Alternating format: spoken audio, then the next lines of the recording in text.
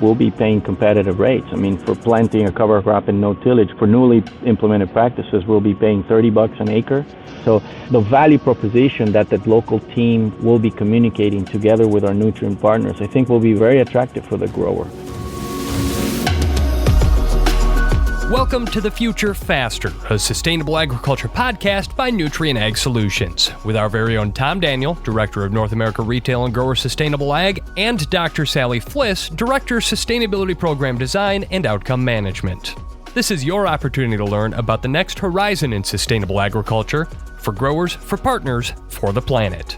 To us, it's not about changing what's always worked, it's about continuing to do the little things that make a big impact.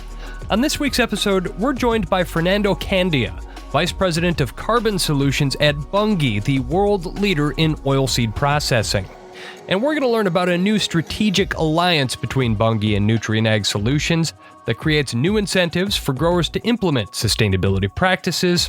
And of course, we'll talk about how you can benefit. But if you haven't yet, make sure you're subscribed to this podcast in your favorite app. Also, make sure to follow Nutrien Ag Solutions on Facebook and Instagram. I'm Dusty Weiss, and it's time once again to introduce Tom Daniel and Sally Fliss. And Tom and Sally, since we last talked, the temps have warmed up, the fields have dried out in a lot of places. In fact, it's getting to the point where it's a little bit too dry here in the upper Midwest, but that's another story altogether. And crops have gone into the ground. We probably even applied that first round of crop nutrition. So what can a grower start planning or doing now to either get enrolled in a sustainable ag program, maybe this year or next? I think one of the easiest things to do is check out some of our websites. There's the Sustainable Nitrogen Outcomes website. There's also the Agrible website, where you can start playing around with some of the eligibility questions or enrollment questions that are part of the initial sign up for an Agrible account and start tracking some of your data and mapping fields in there. But there's still opportunities in season this season to make sustainable changes, or even potentially consider enrolling in a program. If you're in a corn nutrition program and you've only done one nitrogen application, there's still potential to think about improving that nitrogen management or adjusting that second or third nitrogen application you might be doing to participate in the program. Tom, what are some of the other tools that get used in the field that can help a grower decide how much more nitrogen they should put on in a particular cropping season?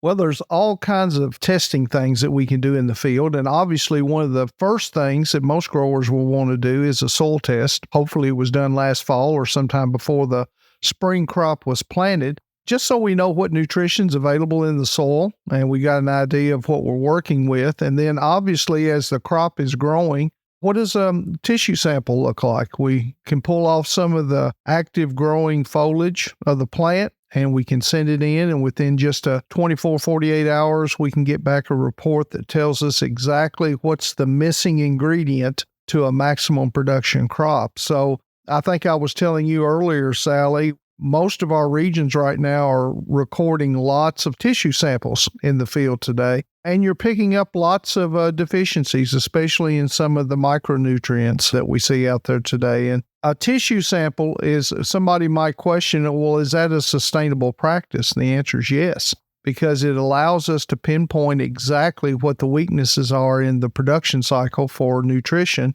and it allows us to address it now. So there's multiple ways we can do that through several of the products that we have that are foliar nutritionals that can be added to the crop and fix those gaps that we have in the field today. Now, Sally, I'll also ask you on this. I know that there's a lot of side dressing getting ready to happen in the field today, a lot of corn side dress and other crops. And split and reduced rate nitrogen is a key component. We call it spoon feeding. How can split or reduced rate nitrogen actually be an opportunity to gain a carbon offset or an inset on a particular field?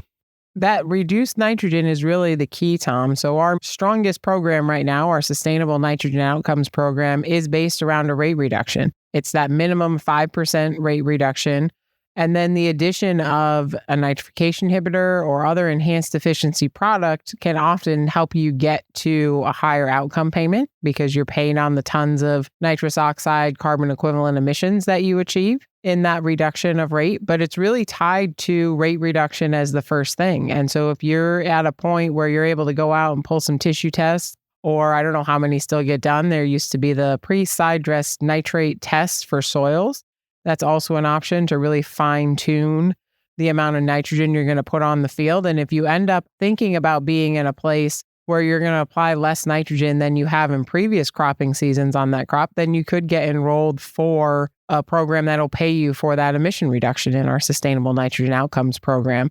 Tom, you mentioned micronutrients being really one of the things that comes out in these tissue tests. Why does it matter, the micronutrients, that we balance those during the cropping season? And what is the opportunity a grower sees when they take the time to balance those micronutrients during a cropping season?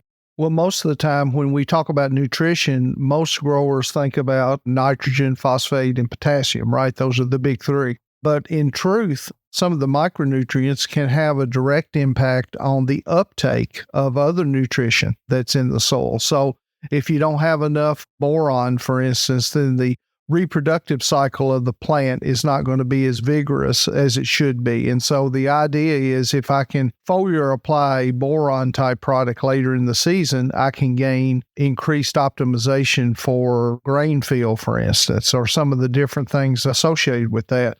But micronutrients are a lot of times the limiting factor. So we may have plenty of nitrogen, phosphate, and potassium, but the limiting factor may be some micronutrient out there that we're not even thinking about for the most part, but it could have a direct relationship as far as how do I optimize nutrition. And Sally, we both know that one of the key things that we see around nitrogen optimization is sulfur use, right? And a lot of times we see tons of sulfur lacking soils right now. And the reason for that, we're not using coal-fired electricity plants anymore, right? So we're seeing that sulfur that was naturally in the atmosphere is not there anymore. So we're having to add sulfur as an amendment now so that we can maximize nitrogen uptake. But we need to look at all of these micronutrients and macronutrients and how do they balance with each other, because they all interact with each other on how the plant can metabolize nutrition. Sometimes, we don't think about variable rate as actually getting to a reduced nitrogen rate. But when we think about variable rate applied nitrogen, we're applying more nitrogen in the areas where we have maximum production, less nitrogen in the areas with low production. And in some cases, that leads to an overall nitrogen reduction. Very true. So, Tom, you mentioned earlier soil sampling is a part of this in addition to tissue testing. What's the one thing as growers and crop consultants are looking at, if there was only one thing to decide on? We know there's lots of things on that soil test we probably have to maybe make some management changes on. But if there was one thing that a grower could consider doing this late summer or fall with their soil test that's going to improve nutrient use efficiency in their field, what would it be? Well, I guess one of the main things that most growers take a look at would be pH. And obviously, you want to pull that pH after the spring crop has come off sometime early in the fall and have an opportunity to actually make a lime application, whether it be a dolomite or a calcium-based lime. You want to make an application here in the fall so you have an opportunity for that to impact or effect on the crop coming up in the next season. But I think one of the limiting factors we usually see are pH problems. And I will say this. A lot of times as growers, and I farm too, we'll go out and we'll take a composite sample over a whole field and we'll take our pH rating off of that. What I've seen, and especially in Midwestern crops, is that you'll see hot spots of high and low pHs all across the field. And those particular high and low spots will inhibit maximum production in those areas. So we need to be taking our pH samples and we need to be looking at variable rate, even spreading our lime products on those acres, because we want to take care of the low pH areas, but we also don't want to over apply lime in the high pH areas. So once again, variable rate technology and using a good precision ag program is going to be a benefit when you're talking about pH. So Sally, one of the key things that we see as an advantage in the field is when we're working around these agronomy pieces, is key to having someone you can talk to. And where does Nutrien provide that help in this whole process of helping a grower plan a crop year out?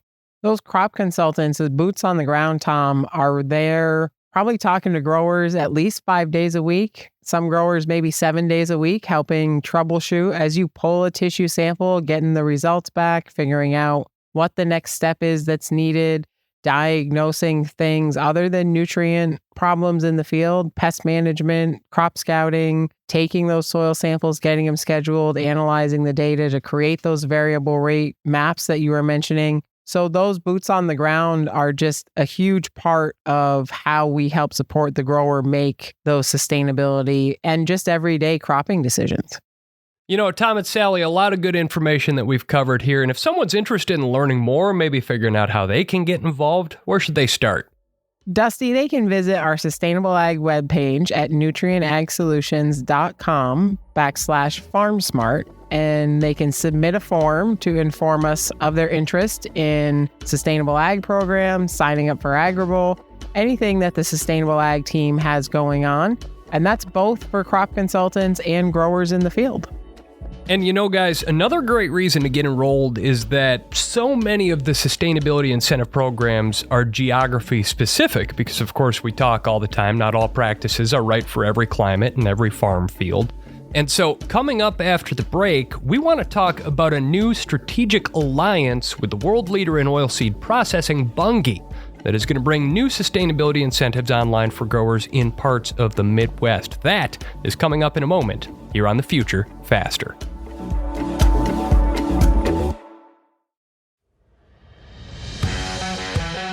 FarmSmart is the core of Nutrien Ag Solutions' sustainable agriculture offerings, leading the field with growers to record positive environmental impacts while identifying and embracing new revenue streams. In leveraging practices and products and recording your outcomes, your reward for making informed agronomic decisions will be waiting for you in our digital sustainability platform. The data you input can help set a baseline, identify opportunities for continued improvement, and help qualify you for market access opportunities.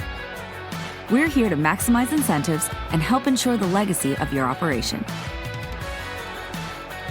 Getting started with FarmSmart is easy. Log in or create an account with Agrible, then track your data and get paid. Getting started now means we can get to the future faster. FarmSmart, where sustainability meets opportunity. NutrienAgSolutions.com/FarmSmart. This is The Future Faster, a sustainable agriculture podcast by Nutrien Ag Solutions. I'm Dusty Weiss along with Tom Daniel and Sally Fliss, and we're joined now by Fernando Candia, Vice President of Carbon Solutions at Bunge. Fernando, thanks for joining us. Thanks for having me, Dusty. So, Fernando, in late May, Bunge and Nutrien Ag Solutions announced a joint grower incentive program for soybean growers around 2 soybean crush facilities in Midwestern North America. So, for anyone who missed the announcement or might not be familiar with Bunge, can you elaborate on what your organization does and what your role is in the agriculture supply chain? So we're quite an old company. We were established in 1818, so a long time ago. We started in Europe and have been kind of migrating to South America and now headquartered in the U.S. We're a publicly traded company with about 23,000 employees. We got about 350 facilities globally, and we operate in over 40 countries. But our purpose, when you think of Bunge, is we connect farmers to consumers, basically, to deliver essential and sustainable food, feed, and fuel. That's our purpose. And, we basically bring products from they're grown or where they're processed to where they're consumed. We're currently the world's leading oilseed processor in terms of crush volume, and we're also a leading producer and supplier of specialty plant-based oils, fats, and also proteins. Basically what we do at the end of the day is we process the oilseeds into vegetable oils and protein meals, principal for food, animal feed, and biofuel industries. And our products are used in a wide range of applications, such as animal food, cooking oils, flours, bakery, confectionery, dietary alternatives, plant-based meat, etc., etc. We also now, and this has been one of the key new drivers in the industry, we have a very important role to play in using our crop infrastructure to help basically expand the renewable energy industry. So that's us in a nutshell. And what I do, Dusty, in Bunge is I've been in the company for 22 years, mostly as a trader in commercial roles. And up until recently, I was running our business in Mexico, which we divested. And now I'm focusing on basically all our growth initiatives around novel seeds, regenerative ag, and also the origination partnerships that drive it. So, Fernando, you talked about regenerative ag and you talked about sustainability. Those kind of get to be a lot of used terms in the marketplace today that some people have different definitions for, right? So, my question would be, can you kind of give me an understanding what is Bunge's goal around sustainable goals and strategy around sustainability? Thanks for the question, Tom. So I'll start with the overall macro and then get into a little bit more of the strategy, how we're seeing it. We've been in this journey for more than 20 years, and our sustainability, we have always focused on sustainability, and it has evolved. But now, we truly see this climate lens as it's fully integrated and it's part of our business strategy. And the way we look at it is basically through a lens of three, call it pillars. One is action on climate. The other one is focusing on responsible supply chains. And then lastly is the accountability that comes with doing those three. So when you think of how we bucket these three things, when you look at action on climate, you're basically talking about scope 1 and 2. We've committed to reducing that by 25% by 2030. Our scope 3 by around 12% by 2030 as well. Focusing on biodiversity and the environment, so reducing water, waste, and energy usage. Regenerative ag is a big part of that on action on climate, right? Novel seeds, and I'll get into that. Responsible supply chains is making sure we end deforestation. We have a commitment for zero deforestation by 2025. Today we're at 97% already. But it's not just about that. It's also making sure that we respect human rights in our supply chains. Again, we're promoting biodiversity and being responsible on how we approach and our flows within our supply chain. And then lastly is accountability. We're not just talking about it. Our board is actively engaged in driving our sustainability journey. It oversees our strategy. It's not just our CEO. So there's teeth to it.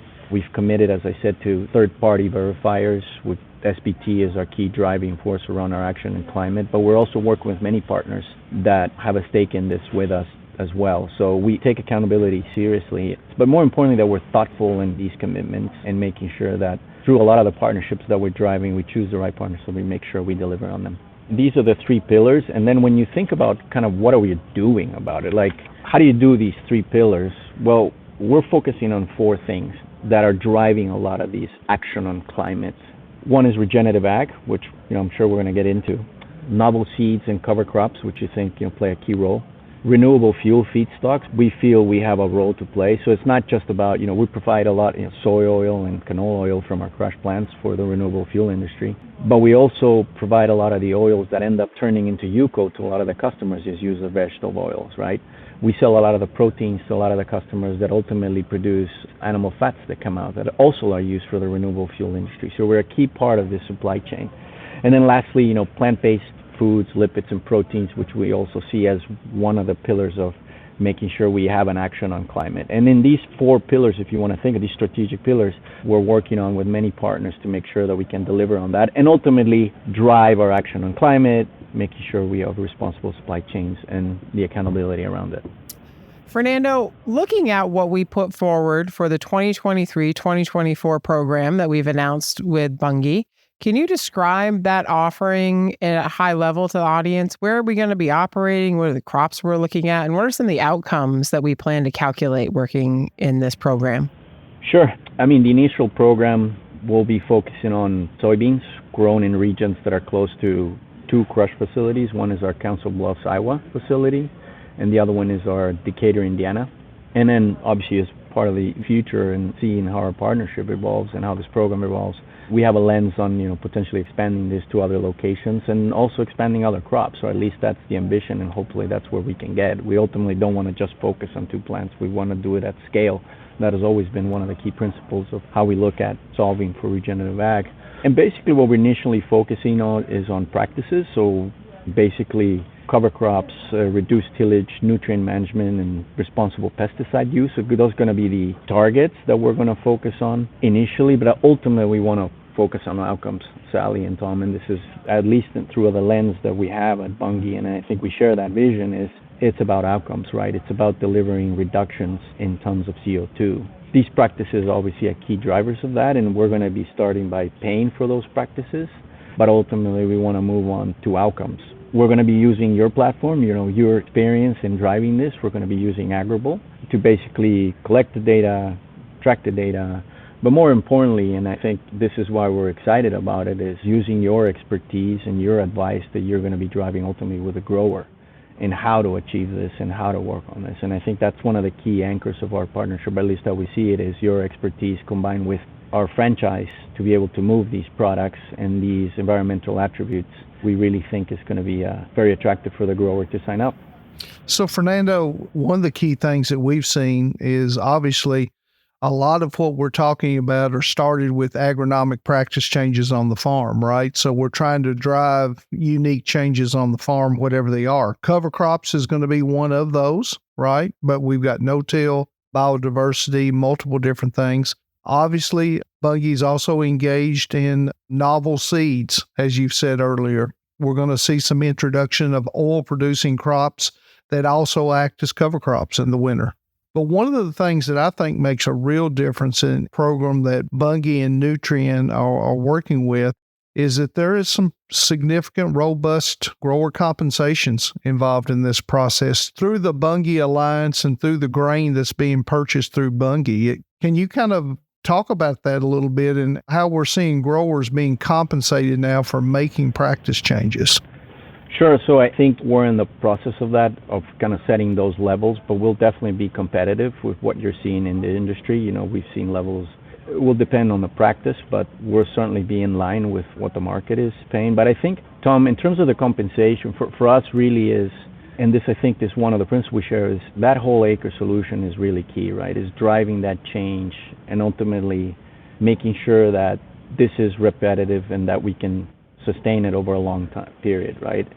So the value aside of what we're going to be paying the grower, I think ultimately what we're excited about, Tom and Sally, is how the agronomy is going to be driving a lot of this. And that's been one of the key drivers of our partnership for us, is we realized very early on that it's not just about paying for practice, paying the growers well to make sure that not only they establish new practices, but we're also paying for existing practices and making sure that the growers that are in the program already during these practices, that they also benefit from this.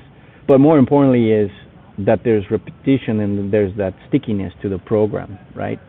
And this is why I think we recognized early on through, the discovery of multiple partners out there that Nutrien was leader in this and a key driver of the partnership for sure, and making sure that not only existing practices are continued and done potentially in a better way, but also new practices done potentially in a way that are sticky over time.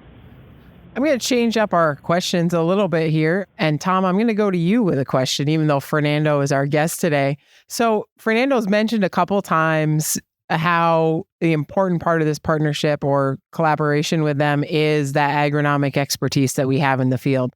So what are some of the things that your team in the field is working with our crop consultants on to find those different ways to drive reduced emissions, soil organic carbon sequestration? And how does that fit in that whole acre solution piece to what we're trying to do to drive sustainability on the acre? Yeah, so Sally, that's a really good question. And I think it's one of the reasons that Bunge and Nutrien have been a good alliance with our two companies, because our field consultants who work with the grower every day are working with the grower and helping the grower take him for where he is today, what his operation is currently doing, and then helping to guide him and lead him in a way that will get him to that outcome that Fernando's talking about. And look, our number one goal with our growers is to make sure that they're sustainably producing whatever commodity is. We're talking about soybeans, but it could be canola, it could be corn, all of those different commodities. How do we sustainably produce them? How do we use the right amount of inputs to produce the maximum production we can on the acre? Because just like Bunge, Nutrien is wanting to make sure that we have enough food production in this world to feed this world. So we can't do things that are going to reduce the amount of food that's being produced. So we want to maximize that production on the acre. And that's where that on-the-farm crop consultant, someone who's engaged with the grower every day, who understands the limitations or the opportunities that a grower can get into, can lead through these things. So I'll use a good example, Sally. Just the introduction of a cover crop is keeping a green and growing root on that acre 365 days a year. Well, that's a great opportunity for the grower to sequester carbon and do those things that we view are going to be value for him down the future, whether it be soil health, water optimization, all of those things that come with that. But there is an agronomic piece to that that has to be managed. How do we terminate that cover crop? How do we plant into that cover crop situation? All of those things are going to be issues that we have to address and have to deal with. And we want to make sure that we have that crop consultant on that acre with that grower to make sure that he's getting the right amount of information and doing things that are going to add sustainable economic practices on the farm. So, Sally, you asked a question to me. I'll ask a question to both you and Fernando right now.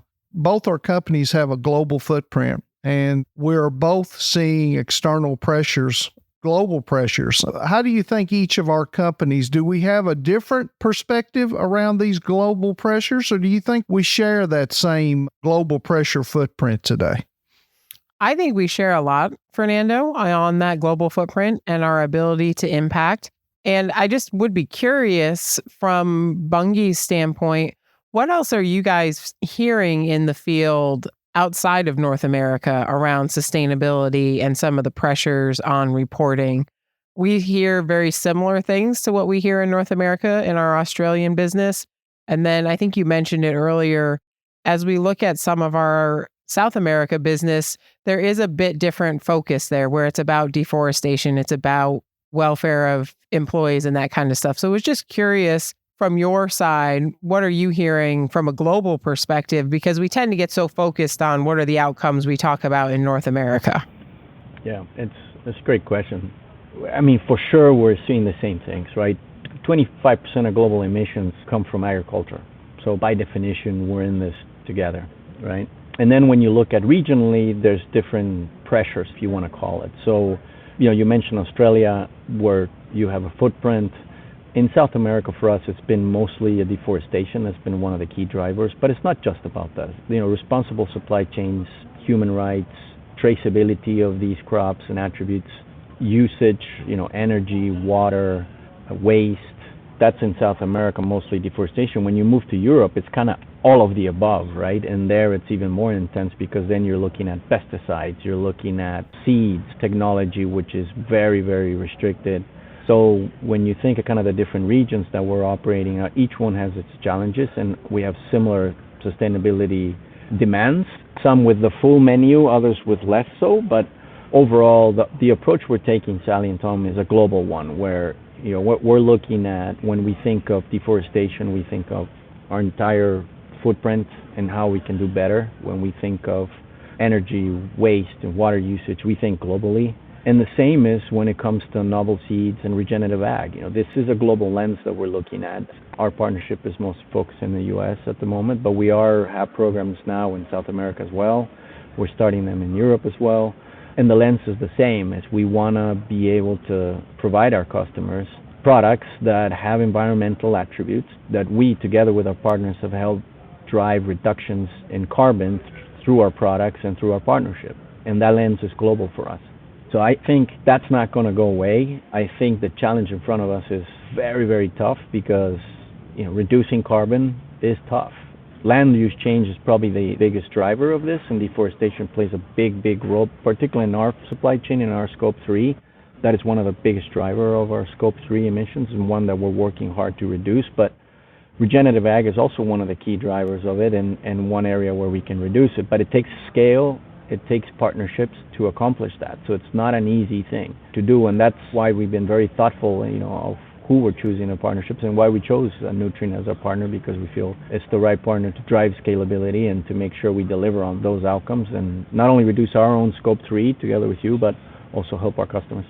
Fernando, we've touched a few times on Nutrien Ag Solutions footprint in the field. You guys have field level staff as well. So what is that interaction between on the ground field people from Bunge and on the ground field people from Nutrien going to look like as growers start to see this program roll out in Iowa and Indiana? As Sally said, Fernando, y'all got a great staff of people out in the field that are working on the marketing side of all the commodities in the field today. And obviously, we're coordinating with those people that are in the field today to make sure that we're making contact with the growers that are selling their commodities back through Bunge within those source areas, as we call them, around those crush facilities. And then we want to make sure the Nutrien staff want to make sure that the growers understand the outcome they're trying to generate for, in this case, we're measuring carbon intensity on a given soybean acre. And how can they make improvements or changes on that acre that will actually drive a better carbon intensity and help create value for that soybean crop through the marketplace. But the guys for Bunge are the ones that are actually driving the contracts and helping the grower to understand the requirements of the program, along with our guys helping on the agronomic side. And we have to remember this part too, Sally. We have to record all the data off these farms, right? So we've got to make sure that this data is coming into the Agrible platform today, and that gives us the ability to do measurements on those acres. But Fernando, I'll let you talk about your guys a little bit. Yeah, like the Nutrien team is fantastic. The footprint that Nutrien has is truly remarkable, and the engagement you have locally, particularly in these two plants that we've selected to start the program. The contract will be driven mostly by Bunge around the contracting of the products, but the data collection and ultimately the solution and the advice comes from Nutrien. And we didn't touch too much on values on the program because I think the essence of the partnership is really what's driving this, but we'll be paying competitive rates. I mean, for newly implemented practices, we'll be paying $30 an acre for planting a cover crop and no tillage. For existing practices, $15 an acre. Reduced tillage, no tillage, $7 an acre for new practices and $5 for existing. So the value proposition that local team will be communicating together with our Nutrien partners, I think will be very attractive for the grower. The simplicity of the program is also easy, and both teams are very aligned on how to communicate it. This will be essentially one-season programs, although there'll be requirements to have 1 to 3 years of practice information that we're going to need to collect. But ultimately, we design a program together that I think is going to be relatively simple, easy to understand, and what we feel, again, is a key driver of this is we're going to have the right agronomic advice, which we think is key for regenerative ag and a key driver of it. Fernando, it's been a long path to get here, but I would totally agree. I think we took the time and care and dedication to design a program that's going to be beneficial up and down the supply chain. And I'm just really excited to see the acres come in and what we can impact on the ground this year. Definitely, Sally and Tom. I mean, we are convinced in the company it's the right partnership to get this done. And hopefully this is part one of, part two, part three, part four that's coming, and we can expand on this program as we build on its success, which I'm pretty positive we will. It's certainly a game-changing opportunity to really build some momentum in this space. And when the issues that you're dealing with are global in scale, it's going to take global mobilization to fix them. So when you see two global leaders in agriculture like Bunge and Nutrien Ag Solutions banding together in a strategic alliance like this, it's a sign that we're starting to make some headway. So Fernando Candia, Vice President of Carbon Solutions at Bunge, thank you so much for joining us on this episode of The Future Faster. Thank you, Dusty. Thanks, Tom. Thanks, Sally. Always a pleasure. That is going to conclude this edition of The Future Faster, the pursuit of sustainable success with Nutrien Ag Solutions. New episodes arrive every month, so make sure you subscribe in your favorite app and join us again soon. Visit futurefaster.com to learn more. The Future Faster podcast is brought to you by Nutrien Ag Solutions, with executive producer Connor Irwin and editing by Mackie Mukunda. And it's produced by PodCamp Media, branded podcast production for businesses, podcampmedia.com. For Nutrien Ag Solutions, thanks for listening. I'm Dusty Weiss.